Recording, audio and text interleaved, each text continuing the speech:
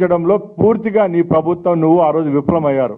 ఎందుకంటే ముఖ్యంగా ఎంతో వెనుకబడిన ప్రాంతాల్లో అయితేనేం, ఈ విజయవాడ అయితేనేం, వైజాగ్ అయితేనేం, తిరుపతి అయితేనేం, ఇలాంటి నగరాల్లో కూడా అభివృద్ధి కుంటుపడింది గత 5 సంవత్సరాల్లోనే మేము ప్రజల దృష్టికి తీసుకొని పోతున్నాం. ఎందుకంటే కేంద్ర నిధులు కూడా తెచ్చే దాంట్లో కూడా నువ్వు విఫలమైనావు. నీ కేసుల కోసం నీ యొక్క భయం ఏదైతే నీ మనసులో ఉందో దాన్ని అణిచివేసుకుంటూ నువ్వు ఢిల్లీకి టూర్లు పోవడం తప్పక అక్కడ ఢిల్లీలో ఏ రోజు కేంద్ర ప్రభుత్వం నుంచి వచ్చే నిధుల విషయంలో ఎక్కడ ఏ విధమైన లాభం చేకూర్చే విధంగా ఈ రాష్ట్రానికి చేయలేదని కూడా మేము చెప్తున్నాం.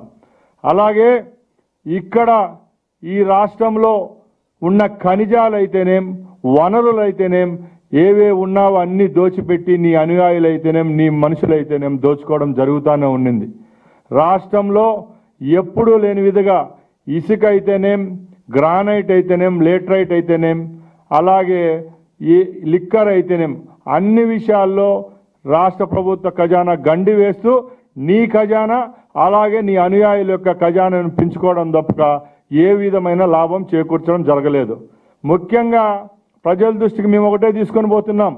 5 సంవత్సరాల్లో నువ్వు చేయవలసిన పనులన్నీ పక్కన పెట్టి కేవలం 21 రోజుల్లోనే ఈ ప్రభుత్వము అలాగే మా ముఖ్యమంత్రి వర్యులు ఏం చేయలేదని చెప్పడం చాలా విడ్డూరంగా ఉంది.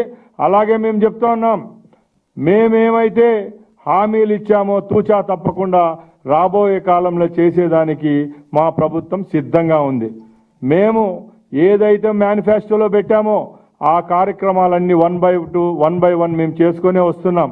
ముఖ్యంగా మా ముఖ్యమంత్రి వర్యులు పదవి చేపట్టిన వెంటనే మొట్టమొదటిగానే 5 సంతకాలు చేయడం జరిగింది.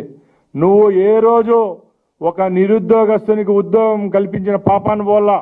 ఎందుకంటే కేవలం ఈ రాష్ట్రంలో వాలంటీర్ వ్యవస్థను తీసుకొని వచ్చి డిగ్రీ ఇంజనీరింగ్ చదువుకున్న విద్యార్థులకు కూడా కేవలం 5,000 రూపాయలు ఇచ్చి వాళ్ళను బానిసలుగా పని చేయించుకున్న ఘనత ఎవరికైనా దక్కిందంటే అది నీకే దక్కింది.